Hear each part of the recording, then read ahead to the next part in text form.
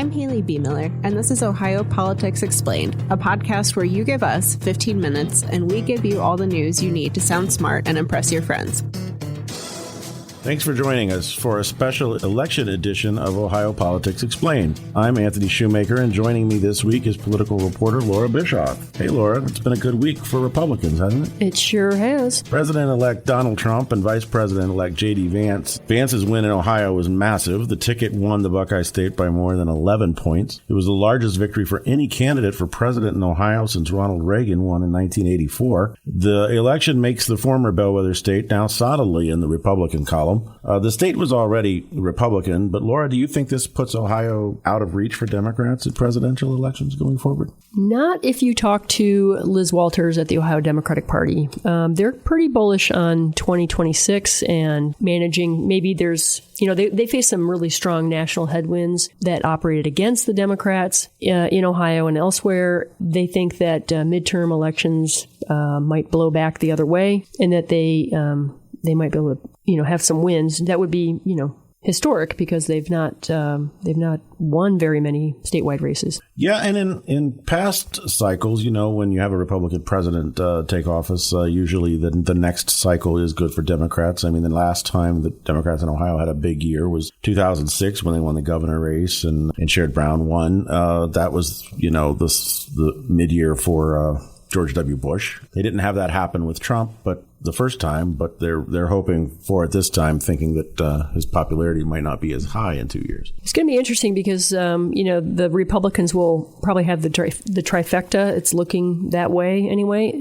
They'll have the Senate and the White House and possibly the House. And so they could really be pretty muscular about pushing through their agenda, and that could provide some backlash for the Democrats to capitalize on. Yeah, the voters may, and in 2 years, want more of a check on Trump, and that would be the time to do it. Also on Tuesday, Ohio Senator J.D. Vance, winning with Trump, is now the vice president-elect and will be one of the youngest vice presidents in American history at 40 years old. He's only been in the Senate for 2 years, winning in 2022, and he'll be a heartbeat away from the presidency come January. Laura, what do you make of Vance's meteoric rise here? Well, I think that he managed to get into the Senate without having held elected office prior to that, largely because he wrote Hillbilly Elegy, which was a national bestseller and was made into a Netflix movie. And I think that his friendship with Donald Trump Jr. was essential to his rise into the Senate, and then ultimately being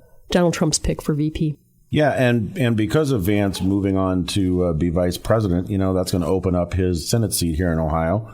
So Governor Mike DeWine will have a Senate seat to fill here soon. DeWine will pick another Republican to replace Vance, and then that replacement will have to run in a special election in November of 2026. And DeWine's appointee will then have to run again in 2028 to keep the seat. What names are you hearing that DeWine might be considering to replace Vance in the Senate? Well, I think, a lot of eyes are on Vivek Ramaswamy, a businessman from the Columbus area, grew up in Cincinnati, though. He has expressed some interest in the Senate position, or maybe possibly running in the GOP primary for governor in 2026. And so, the governor could pick him, and that would knock out a potentially formidable opponent for John Husted to face. I think Dave Yost, the Attorney General, said that he is not interested in being senator. I think he's more interested in being governor. The governor, DeWine, he could appoint, the first female senator in Ohio history. Jane Temkin's name has come up. And then a couple other names would be maybe Frank LaRose. He ran in the primary, as did State Senator Matt Dolan. Yeah, and then the last few Senate races, with Vance's race in 22 and then the Bernie Moreno race this year, the Trump endorsement plays a very key role in getting through that primary process.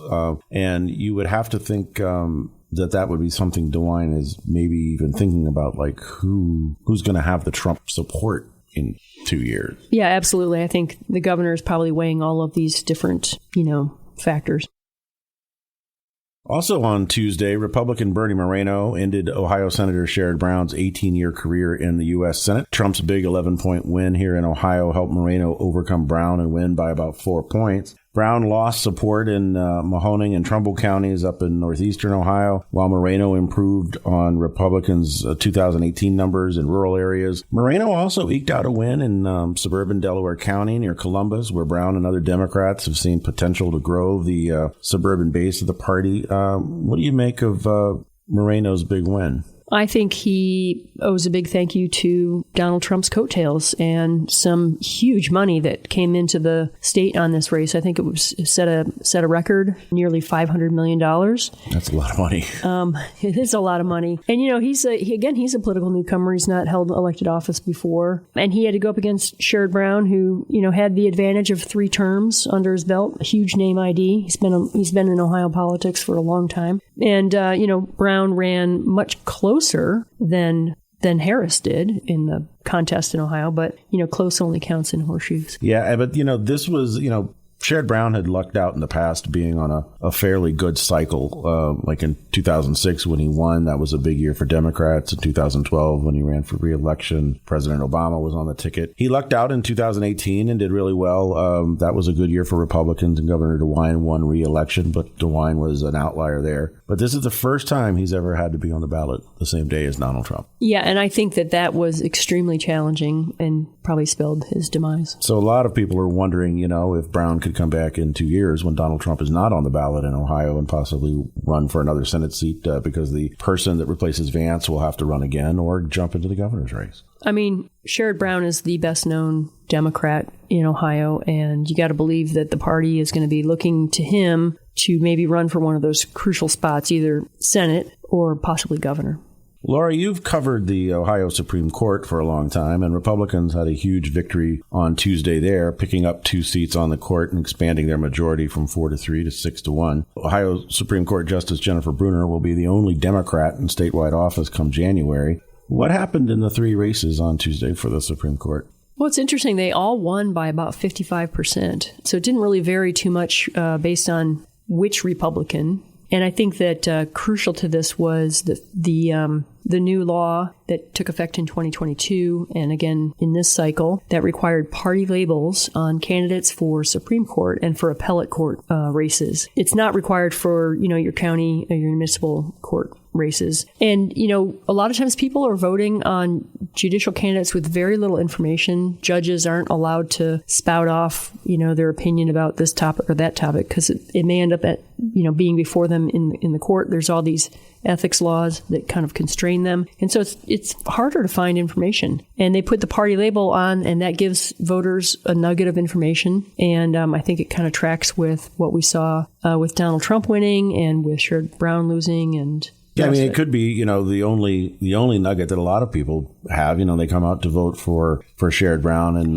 Bernie Moreno, and then when they get down to the Supreme Court, they see the R's and vote for them as a block. Yeah, what's interesting is since they put party affiliation on these races, the Democrats are batting, they're 0 for 6 in contests since that's happened. And they had been able to win 3 seats recently, right, with the labels on? Yeah, the labels were not on the ballot. Right. Brunner, Stewart, and Donnelly all landed on the court. The other big issue on the ballot Tuesday was Issue 1, and voters rejected Issue 1 Tuesday, choosing to stick with the status quo instead of setting up a new citizen commission to draw congressional and state legislative districts. Ohio will continue to use its current redistricting method led by state lawmakers and a commission of 7 elected officials. The state will keep the current state legislative maps through 2030, but they will have to draw new congressional maps next year because they were approved without Democratic support. That'll be for the 2026 election. Backers of Issue 1 blamed the Republican-crafted ballot language, saying that it duped voters, but opponents said Ohioans rejected the measure clearly. Laura, we know from history that when voters are confused, they tend to vote no on these issues. Is that what happened here? I think it's, voters are, when they are confused, they tend to vote no. And the language was particularly confusing and misleading, and it was this ballot summary language that the Republican-controlled ballot board wrote. And it was kind of like people thought that if they voted yes for the issue, it would allow gerrymandering, so they voted no. When, backers of this issue said that it was going to mute gerrymandering, and it was a new process to take politicians out of the the map drawing. So it's interesting because on Tuesday night at the Ohio Republican Party's victory party, they actually explicitly thanked Frank LaRose and the ballot board for their work on issue 1. Oh, one more thing before we go. Not every race in Ohio was a blowout for Republicans on Tuesday. The 9th District congressional race up in the Toledo area is still undecided and could play a major role in control of the U.S. House of Representatives. As of this recording, Congresswoman Marcy Kaptur, the longest-serving woman in the history of Congress, has a 0.3% lead over Republican State Representative Derek Merritt. Nationally, Republicans are projected to win 211 seats and Democrats 203, but the party that's going to take control will need 218 seats to get there. Ohio Politics Explained is brought to you by the USA Today Network Ohio Bureau. You can check us out on X, formerly known as Twitter, @Ohio Explained.